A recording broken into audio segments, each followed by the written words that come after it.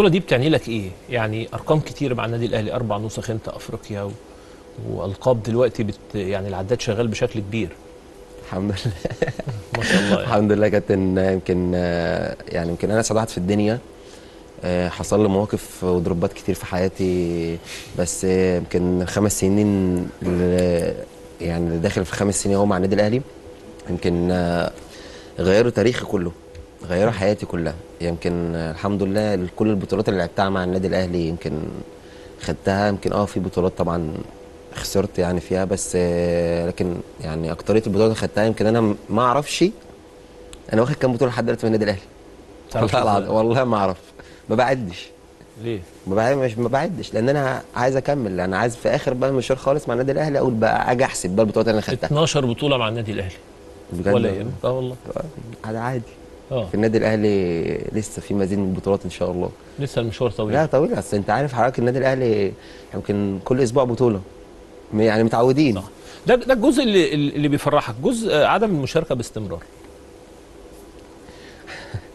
بالنسبه لي دلوقتي لا بقت حاجه يعني. طول ما فرقتي وزمايلي بينفذوا اللي المطلوب منهم وبيفرحوني، مم. فانا عمري ما بزعل. يعني دايما مم. انا الداعم الاول ليهم. حتى لو ما بلعبش، حتى لو بره السكور، فما فيش حاجه بتزعلني خالص. لان انا لعبت كتير.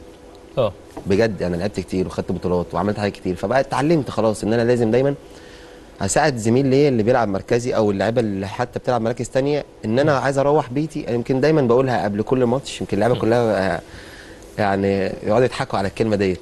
مم. عشان انا طبعا صوتي بعلي صوتي، هم متعودين على الهزار وكده. فقبل اه كل ماتش بقعد اتكلم معاه في اوضه اللبس ان انا يا جماعه انا عاوز النهارده اروح بيتي فرحان، انا مش عايز مروح زعلان. مم. فبقولها بقى بصوت عالي. مم. فاللعيبه بقى طبعا اللي قريبين مني فبيرجعوا كده ونازلين على الماتش فبيضحكوا عليا. مم. فانا دي يعني كل ماتش لازم اروح بيت فرحان. بس اكيد اتكلمت مع كولر، قلت له انا يعني عايز اخش جيم. انهي جيم؟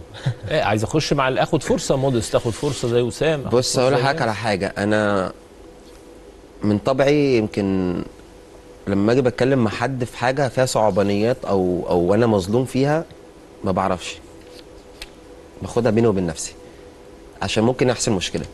فعلا. يعني ممكن يحصل مشكله لو بتكلم مع حد انا مظلوم في حاجه او زعلان، ممكن يحصل. بتجنب. اه خلاص حضرتك شايفني ان انا مش سياسي انت يعني. لا لا انا مش ساتي خالص. ما اه. اعرفش الحاجه دي خالص.